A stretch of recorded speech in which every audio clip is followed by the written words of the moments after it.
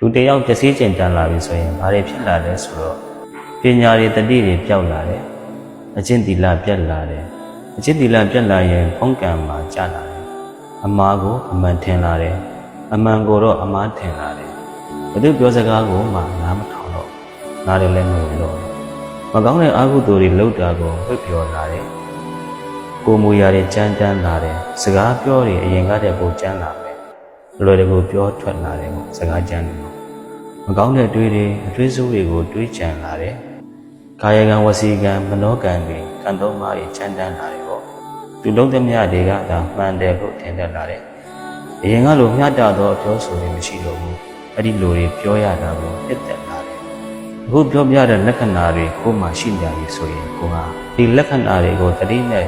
ပြန်သုံးသပ်ဆင်ခြင်ဖို့မရှိဘူးဆိုရင်မကြခင်မှာကိုဟာကြီးစွာသောပျက်စီးခြင်းတွေနဲ့ကြုံရပါတော့မယ်အချိန်မီပြုပြင်ဖို့တော့လိုနေပြီလို့ကိုယ့်ကိုယ်ကိုပြန်တတိပေးပါလူတွေကကိုယ့်ကိုယ်ကိုအမြဲသုံးသပ်နေရတယ်